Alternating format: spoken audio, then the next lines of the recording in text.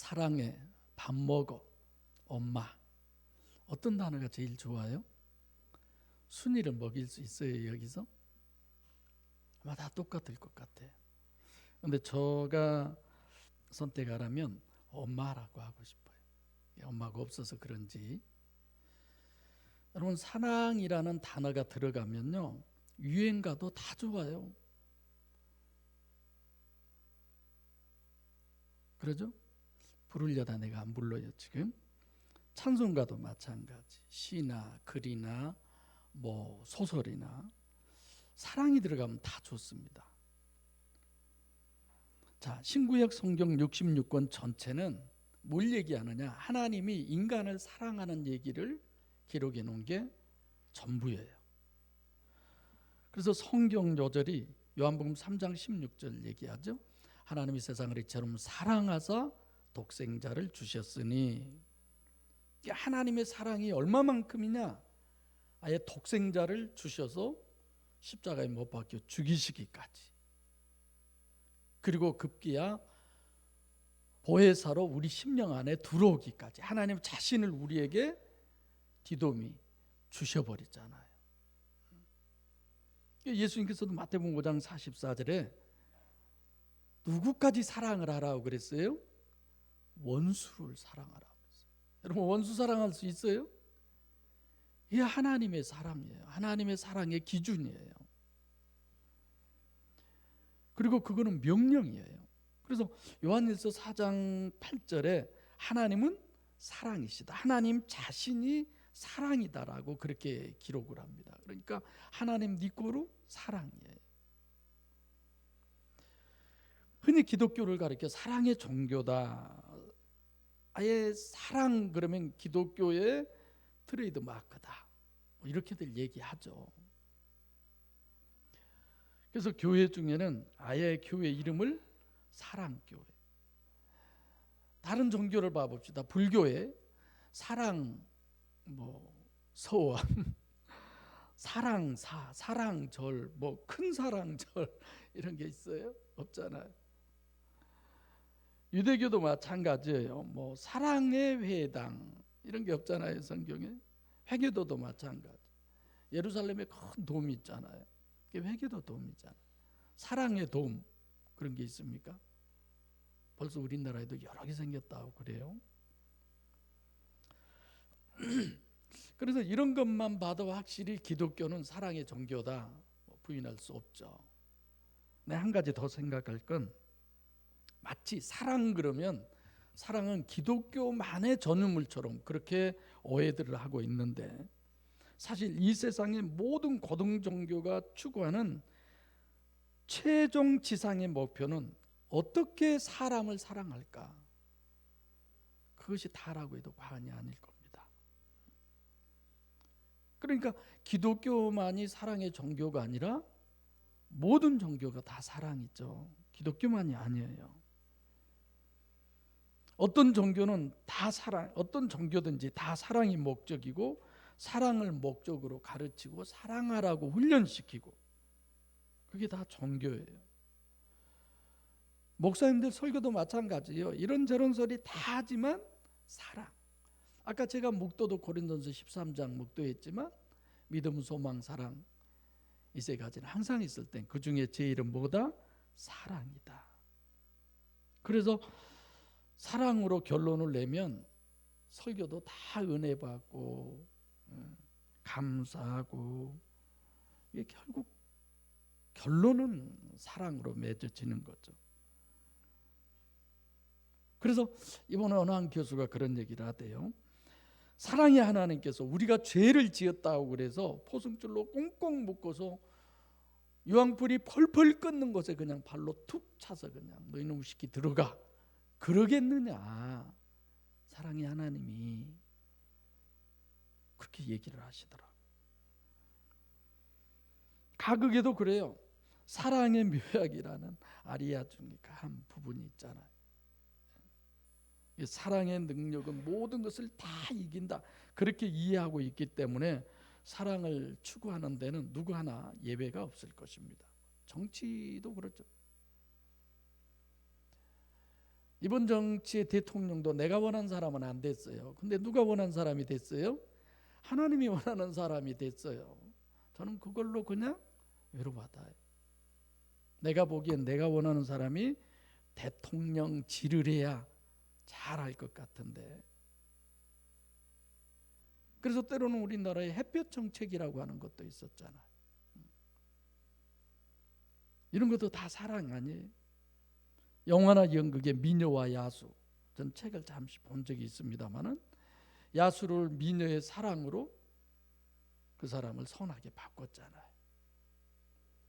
하여튼 교육이 됐든 연극이 됐든 드라마가 됐든 노래가 됐든 시가 됐든 하여튼 사랑이면 다 통하는 사랑지상주의, 그걸 인간이 추구하는 아마 선의 극치가 사랑이 아닐까 이런 생각이 듭니다. 그래서 우리는 대부분 내가 너 알아 뭐 이런 어떤 얘기보다도 내가 너 사랑해 이런 얘기를 많이 하잖아요. 내가 그런 얘기 하잖아요. 40일 금식 기도 때 여기다 놓고 물을 먹으면 보여서 내가 안 보인 데다 놔두려고 그랬는데 어느 목사님이 저를 기도원에 찾아와서 그냥 저를 꼭 안고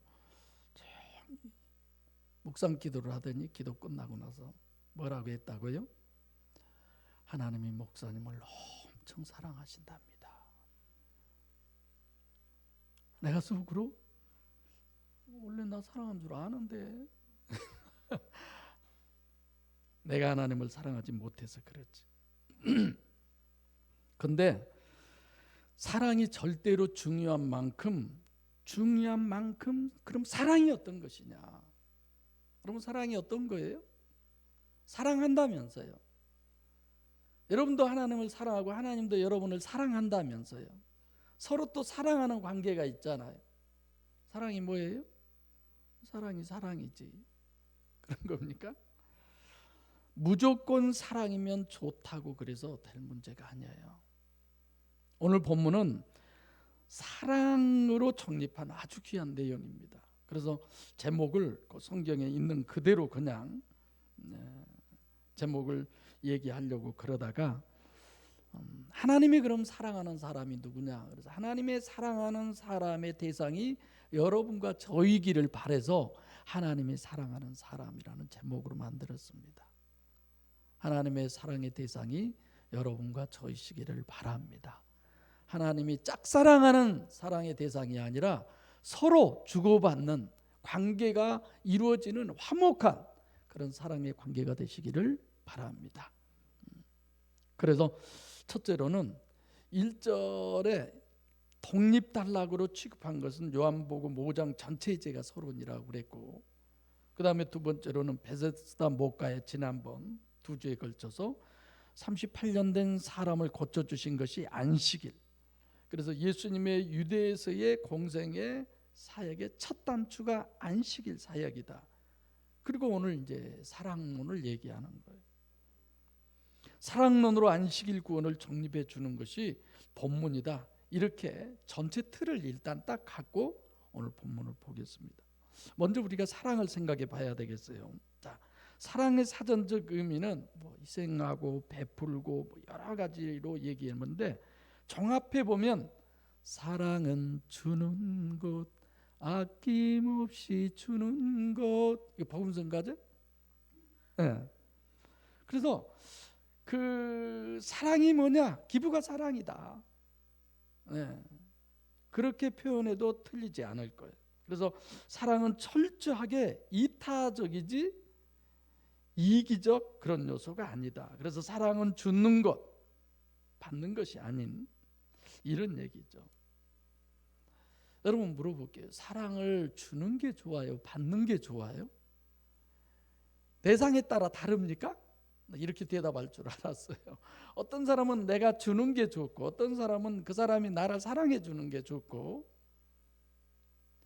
저는 이번에 대통령 후보 한 분이 임명장을 보내왔더라고요. 무슨 임명장인 줄 아세요? 생전 처음 받아봤네 그런 것도. 여러분들이 저한테 어떤 임명장 준 것보다 그분이 준 게 훨씬 더 좋더라고요. 무조건 사랑이라고 그럴까요? 여러분, 구약적 내용이 바로 구약에서의 최고의 사랑이 어떤 사랑이라고 그랬죠? 지난주에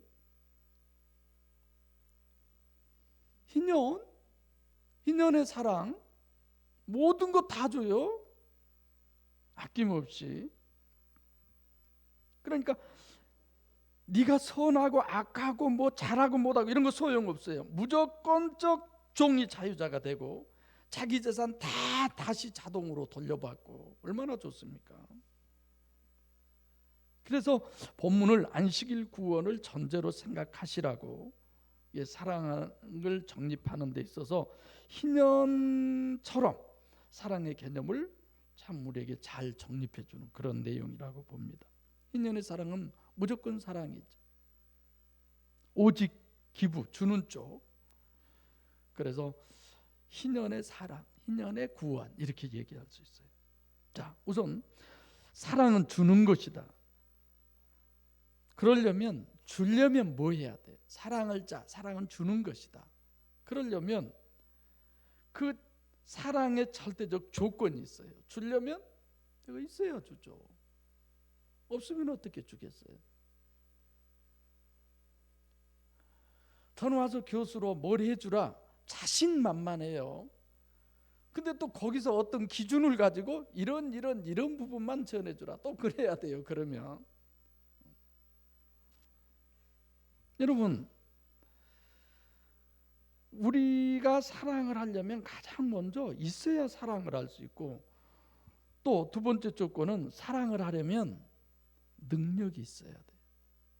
능력이 없으면 불가능합니다. 내가 사랑은 하는데 사랑할 수 없는 이유만이 어마어마하게 많이 늘어나요. 능력이 없으니까. 그래서 자, 하나님의 제일 첫 번째 속성이 뭐냐? 영성 세미나 때 물어보면 거의 다 사랑이라고 그러잖아요. 제가 아니라고 그러죠. 전지전능이 먼저지. 그래서 하나님은 전지전능하고 절대선, 절대의요 가장 좋은 것으로 주시고 알파와 오메가이시기 때문에 하나님은 최선으로 하셔요. 그래서 하나님은 사랑할 수밖에 없어요. 우리는 사랑하고 싶은데 너 안 돼 이런 거 있잖아요. 사랑하고 싶은데 내가 안 돼서 안 돼, 네가 안 돼서 안 돼, 이런 이유가 많아요. 요한일서 4장 8절에 하나님은 전능하시기 때문에 사랑이다라는 겁니다. 전능하지 않으면 하나님은 사랑이라는 말은 성립할런지 몰라도 그건 불가능해요.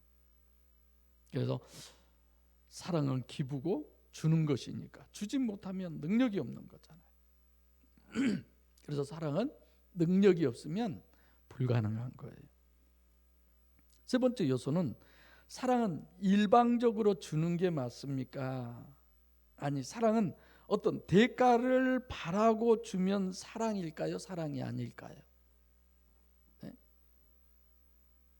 그건 사랑이 아니에요. 사랑은 무조건 주는 거예요. 무조건. 그런데 여러분 이거 아세요? 자, 사랑은 무조건 줘야 된다. 이건 좀 뭔가가 모자란 것 같아요. 더 우리가 알아야 되는데 사랑을 잘 모르는 건데, 사랑은 기부만이 아니라 뭐 테이크라고 그럽니까? 보상, 뭐 받는 거,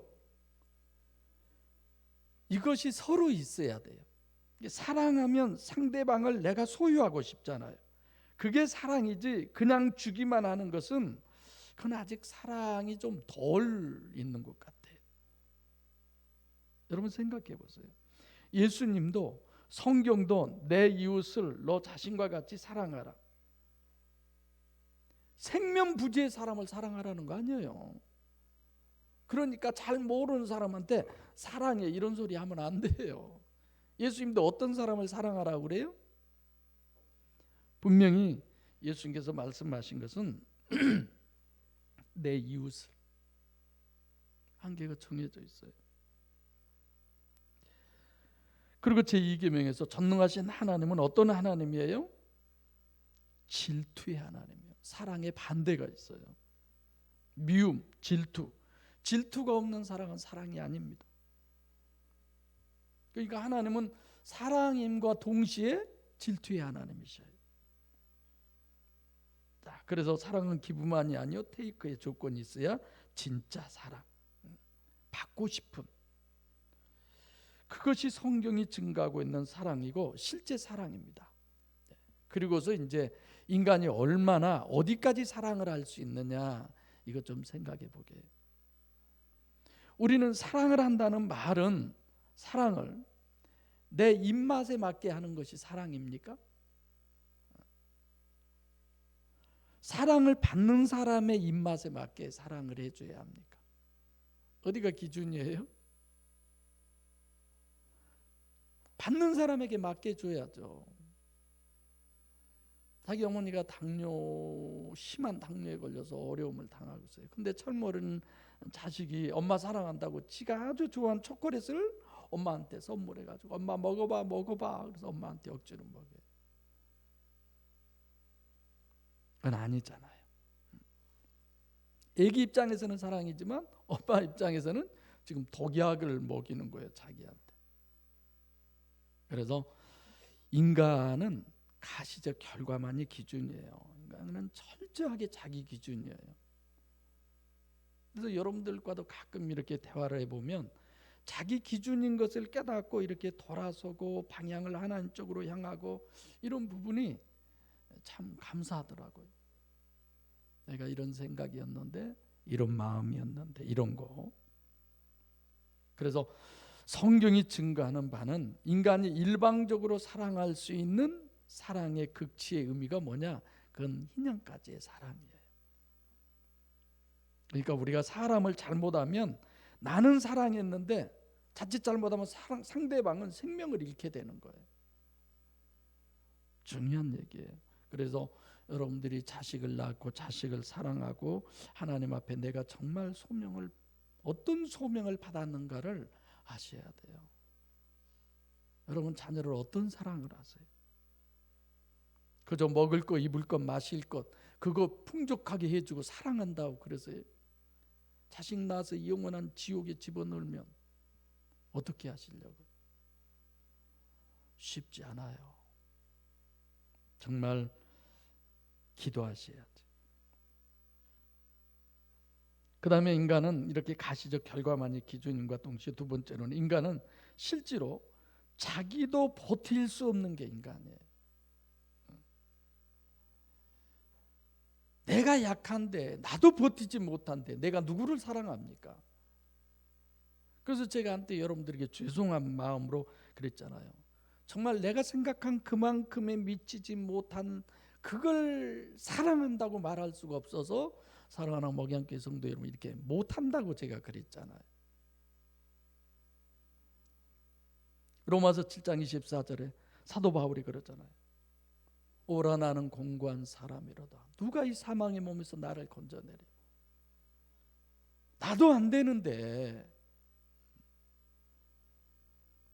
버틸 수가 없는 난데 누구를 내가 사랑할 수 있어요? 능력이 없는 거예요. 동물 키우듯이 그저 열심히 벌어다가 먹이고 입히고 학원 보내고 그러면 다 되는 겁니까? 아니잖아요. 이걸 어떻게 해야 우리가 정직하게 시인하는지가 정말 큰 문제죠.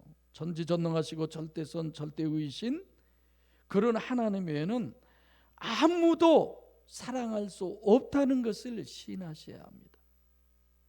내가 더 사랑할 수 없어서 사랑하는 사람에게 미안하고. 그럼 어떻게 하면 우리가 사랑할 수 있어요? 하나님이 역사하셔야죠. 할렐루야. 하나님이 역사하셔야지. 하나님이 나를 사랑할 수 있는 능력자로 만들어 주셔야지. 내게 있는 그 사랑의 능력을 겉으로 드러낼 수 있는 그 능력을 하나님이 주셔야죠. 그런 거 아닙니까? 내가 처음 소두를 거창하게 얘기했어요. 기독교는 사랑이다. 예수 믿는 사람은 사랑이다. 많은 사람들이 기준이 있어요. 자기는 그렇게 절대 못 살면서 시기하고 질투하고 미워하고 남을 죽이기까지 하면서도 예수 믿는 사람은 사랑해야 돼. 예수 믿는 사람은 선하게 살아야 돼. 예수 믿는 사람은 성질도 내면 안 돼. 별별 기준들을 다 가지고 있잖아요. 그런 눈으로 보는데 어떻게 사실래요? 우리 목사님은 술 먹어도 괜찮다고 그렇게 얘기해. 아니 내가 언제.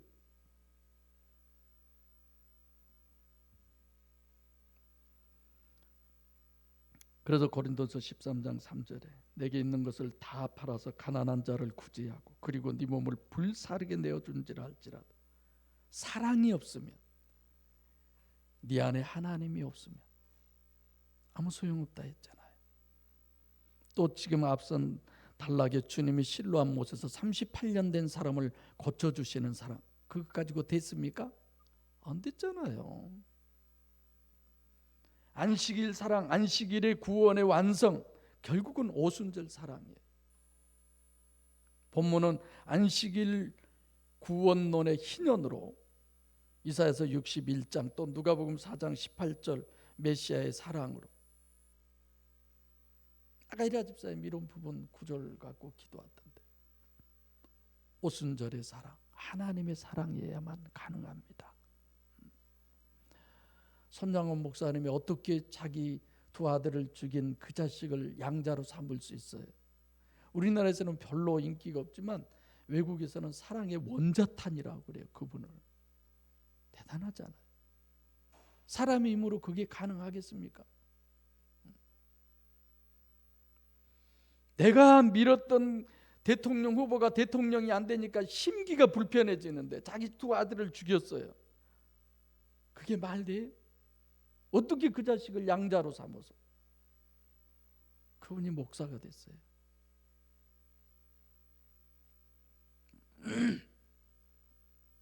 그래서 오늘 19절 시작이, 그러므로 예수께서 저희에게 이르시되, 이게 호칭 얘기 이런 부분 잘 얘기 안 하려고 그래요. 여러분들이 그 설교집 보면 참 어렵죠? 빨리빨리 장이 안 넘어가죠?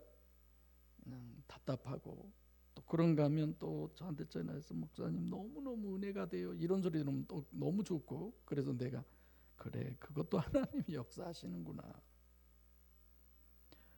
호예수예요. 호예수. 17절 그때 강의할 때 그냥 호예요. 거기는 그냥 하나님, 여기는 신임 메시아 중에 하나님 쪽 얘기하는 거예요. 19절이 지금. 자, 중요한 사실은 왜 예수님이 성육신하신 신임 메시아가 삼위일체 하나님이고 성자 하나님이냐, 이 부분을 좀 많이 준비했는데 굳이 어렵게 다 그걸 얘기하고 싶지는 않습니다만은, 왜 삼위일체 하나님으로서 성자냐, 오늘 본문을 기준으로 보면 성부이신 하나님께서 성자이신 예수 그리스도에게 심판을 맡겼어요. 맡겼다는 게 헬라어로 디돔이에요. 주셨어요. 그것을. 하나님으로서의 심판주라는 의미는 성부 하나님이잖아요, 원래. 근데 왜 예수님이 성자 하나님이냐면, 이렇게 최종의 판단하고 결정하는 이 권한과 능력을 그분에게 주셨습니다. 그래서 최종의 판단하고 결정하려면 그럼 어떤 조건이 있어야 되느냐? 첫째는 시공을 초월해야 돼요.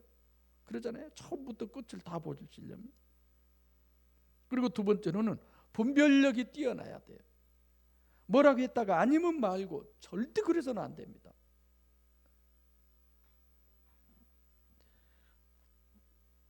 분별력이 뛰어나야 바른 심판을 할 수 있잖아요. 검사들이나 판사들이나 이런 분들 잘못 분별해서 사형까지 내려서 사형 다 시키고 났는데 나중에 진범이 나타났어. 어쩌라는 거야.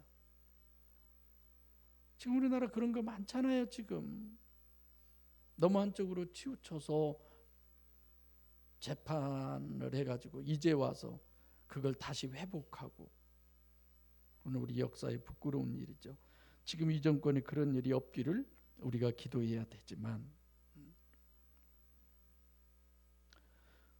그러니까 최후의 판단, 결정을 하는 심판권을 가진 것은 성부 하나님만 가지고 있는 거예요. 근데 그것을 몽땅 성육신하신 신임 메시아이신 예수님에게 주셨다는 것입니다. 그러면 심판권을 넘겨주었기 때문에 예수가 성자다, 그런 얘기인데, 그럼 왜 넘겨주었느냐? 삼일체이기 때문에, 의롭기 때문에, 무조건? 그런 거 아니에요. 왜 넘겨주었느냐?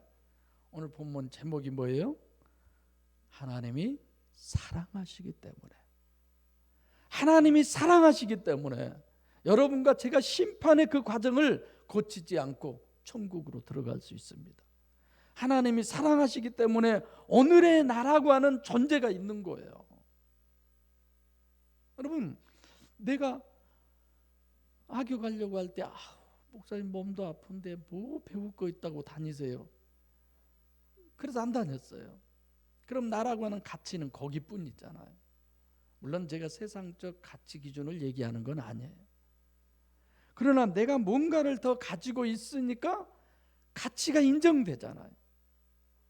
그것으로 말미암아 결국은 나라고 하는 보이는 수레 속에서 보이지 않는 내 안에 있는 하나님을 전하러 가려고 제가 그 과정을 했잖아요. 여러분도 노력하세요. 헛된 세월 보내지 마세요. 80이 돼서 지금 대학교 들어가신 그런 분들도 있어요. 왜 그러겠어요? 나 가치를 그만큼 나 스스로가 올릴 수 있어야지. 안 그래요?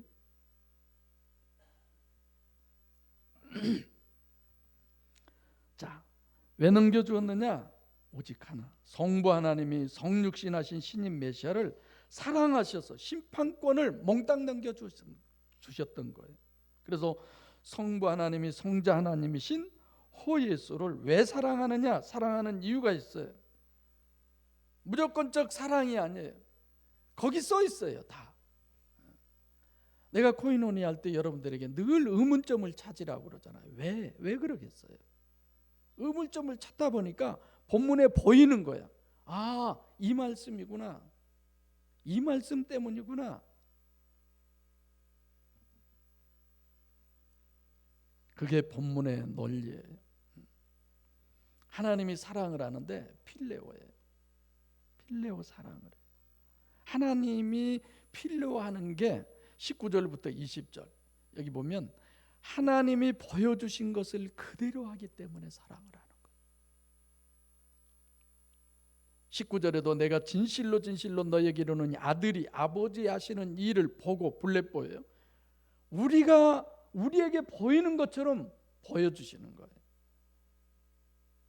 20절에 아버지가 나타내셨다고도 2번 기록되어 있는데 보이도록 나타내셨다. 그러니까 성부 하나님이 특별하게 우리는 전혀 모르는 것을 성육신하신 신인 메시아에게 보여주셨다. 그런 얘기가 아니에요. 우리도 보면 다 알 수 있도록 똑같은 걸 보여주시는 거예요. 코인원이한테 하셨죠? 뭘 보여주셨을까요? 하나님이 보여주신 게 뭐예요? 높은 산에 올라가서 모세와 엘리야를 보여주시듯이 그러셨을까요? 문제는 그게 다 보였어요. 주님은. 우리는 그게 안 보이는 거예요. 우리는 못 보게 하고 예수님만 보이게 해주신 거 아닙니다. 누구나 다 가시적 결과로 볼 수 있게 계시한 거예요. 주님은 그것을 그대로 본 거예요. 뭐예요? 성경이죠. 성경. 다른 게 뭐 있어요? 예수님 계실 때 구약 39권 성경이 있었잖아요. 또 예수님은 왜 하나님께서 심판하시는 걸 다 맡겨주셨느냐면 우선 아버지가 보여주신 대로 본 사람이고 두 번째로는 자기가 원하는 대로 안 하는 거예요. 누가 원하는 대로? 아버지가 보여주신 그대로 하셨다는 것입니다. 우리는 뭐가 문제냐? 지 마음대로 보는 거예요. 아무리 보여줘도 소용이 없어요. 아무리 설교해도 소용없어요. 왜? 지 마음대로, 지 생각대로 들으니까. 성경에 어디가 무조건 사랑이 있습니까? 그런 거 없어요. 그런데 다들 무조건 사랑이라고 그래요. 예수님은 자기가 원하는 대로 하시지 않는다는 것입니다. 그러면 아버지가 보여주시는 것하고 지금 자기가 아는 것하고는 다르다는 거잖아요. 그래서 19절에 아무것도 스스로 할 수 없나니 아버지께서 행하시는 그것을 아들도 그와 같이 행하느니라. 그와 같이 행한다. 스스로 하면 다르니까. 철두철미하게 아버지가 가시적으로 보여주신 대로 그대로만 했다는 거예요. 내가 오늘 또 말씀을 전하는데 뭐예요? 전깃줄로.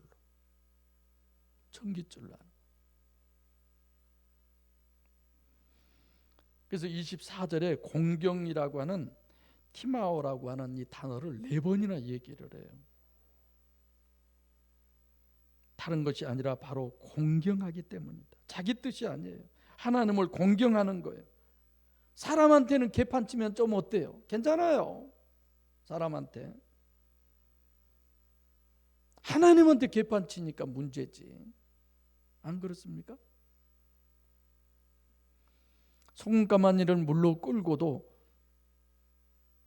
가라고 하면 그대로 하는 것이 효다. 맹종이라고 생각하죠. 아니요. 아버지는 나보다 더 높으신 큰 이유와 뜻이 있기 때문에 나보다 이렇게 하라고 하는 거야. 그게 하나님을 공경하는 거예요. 지금 저한테 그런 얘기 하신 분들이 별로 없지만 그전에 그런 얘기 있어요. 아따, 목사님은 직장생활을 안 해봤어요. 직장인들의 속을 몰라요. 내가 그전에 그랬잖아요. 주일학교 교사들한테도. 직장에서는 돈 주니까 일요일날 일하러 나오라고 해도 하고, 교회에서는 주일날 돈 안 주니까, 혹시 기억나요? 성가대원도 그랬어요. 저는 한 명만 빠져도 못하게 해버렸어요. 그냥 그렇게 하려면 하지 마라. 그래도 은혜가 됐든지 모르겠어. 어찌됐건 겉으로는 신앙생활 끝내주게 잘했으니까. 우리 동기들이 우리 교회 가끔 와서 혼신 예배 드리고 이러면요, 야, 나도 땡땡 교회 와서 목회 좀 했으면 좋겠다, 그럴 정도였다니까요. 진짜 그랬어요. 내가 조금 해도 좀 깡다고 이씨했어요. 여러분들한테는 요즘은 기가 아주 눌려가지고 내가 말도 잘 못하지만 이거 지워야 쓰겠네. 또 지 맘대로 다 하면서 또 눌려서 한다고 저런가 할까. 사람한테 개판친 거 괜찮아요. 지난주에도 제가 말씀드렸잖아요.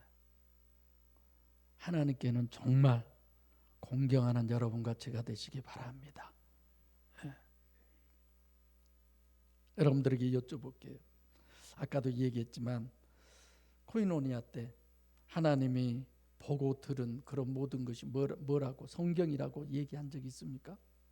얘기들 하셨어요? 성경이지. 왜 성경이 안 보여요? 내 마음대로 보니까 그렇지. 심판하는 권세를 줬다는, 심판을 하게 한다. 뭐예요? 분별력을 갖게 해주시는 거. 내가 볼 때 성경은 이렇게 써 있어요. 그때 성령이 역사하셔서 성경은 이렇게 써 있는데 나는 저렇게 본 거야. 그러면 누가 역사해요? 마귀가 역사해. 성경이 써 있는 대로 보면 성령의 역사, 성경에 써 있는 거 반대로 보면 마귀의 역사. 코인원이 하는 이유가 있는 대로 보자고 그러잖아요. 그것 때문에. 그래서 주님께서는 하나님께서 왜 자기를 성자로 이 땅에 보내셨는지를 심판하는 최고의 권세뿐 아니라 분별력에 초점을 맞춰서 정리해 주고 있는 것이 오늘 본문입니다. 그래서 제일 먼저는 성경을 바로 봐야 돼. 그리고 21절, 아버지께서 죽은 자들을 일으켜 살리신 같이 아들도 자기의 원하는 자들을 살리시네. 있는 대로 보시면 아버지는 죽은 자들을 살려서 일으켜 살리다예요. 아들은 죽은 자를 자기가 원하는 대로 일으켰다라고 하는 말은 없어요. 먼저 아버지부터 잠깐 얘기할까요? 아버지께서 죽은 자를 일으켜 살리셨다. 죽은 자를 일으켜 살리셨다는 게 성경에 어떤 거예요? 여기 보면 단수가 아닌 자들이에요. 그러니까 지금 부활 얘기, 이렇게도 생각할 수 있는데, 부활 구원, 물론 죽은 자들을 일으켜 살리셨다는 것은 내용은 틀림없이 부활 구원입니다만은, 지금 부활 구원은 부활한 사람은 어디서 살아요? 천국에서 살잖아요. 그러니까 지금 이 본문 여기를 부활하셨다 이렇게 봐서는 안 되는 거죠. 부활하면 바로 또 천국으로 가셔야 돼요. 그래서 성경 전체의 내용은 육신 사후의 천국 구원이요 천국 완성이에요. 그 첫 번째가 아버지가 아들에게 보여주신 것을 21절에 말씀하신 것이 어떤 것이냐, 성경이 계시하신 것은 바로 천국 구원, 천국 완성을 계시했다 이거죠. 그래서 안식일 구원, 그 다음에 아들 호예수는 어떤 거냐, 자기 원하는 자들을 살린다는 거예요. 여기서는 부활이 빠진 거죠.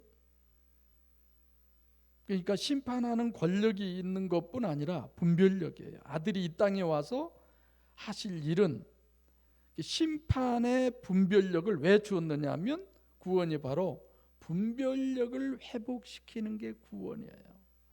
여러분, 원죄가 뭐라고 그랬어요? 분별력 상실이잖아요. 그죠? 그걸 다시 회복시켜 주는 거예요. 아들이 자기 원하는, 이게 죽은 자인데 그 죽은 자는 그럼 어떤 죽은 자이냐? 아담의 후손이에요. 분별력을 상실해버린 사람. 우리가 예수를 믿어도, 하나님의 말씀을 들어도, 신앙생활을 해도 모르는 거야. 그냥 겉으로만 출성서 잘하고 11조 잘하고 전도 잘하고, 그것이 예수 믿는 거고 구원받는 겁니까? 아니잖아요. 하나님을 소유해야지. 그래서 분별력을 회복시킨다는 말은 원죄에서의 구원이에요. 안식이 뭐예요? 죽은 자를 살리는 구원을 얘기하는 거잖아요. 이게 천국 구원이요 천국 완성인데, 그거는 사후고 이 땅에 죽기 전에 천국에 들어갈 자격이 있는 사람으로 구원하기 위해서 오신 분이 예수 그리스도라는 겁니다. 바로 여러분과 저를. 그래서 주님이 이 땅에 구원하실 일은 죽은 자를 아버지가 한 것처럼 살려야 되는 문제예요. 그 죽은 것은 뭐 때문에 죽은 거냐? 분별력을 상실해서. 분별력을 상실해서 죽었다. 죽은 거예요. 그럼 분별력을 회복하면 사는 거예요. 그래서 내가 원죄에서의 구원이라고 그렇게 말씀드린 거죠. 근데 이 분별력이 어디에서예요? 심령 속에서. 할렐루야. 심령 속에서. 저도요, 저는 그렇게 여러분들을 믿어요.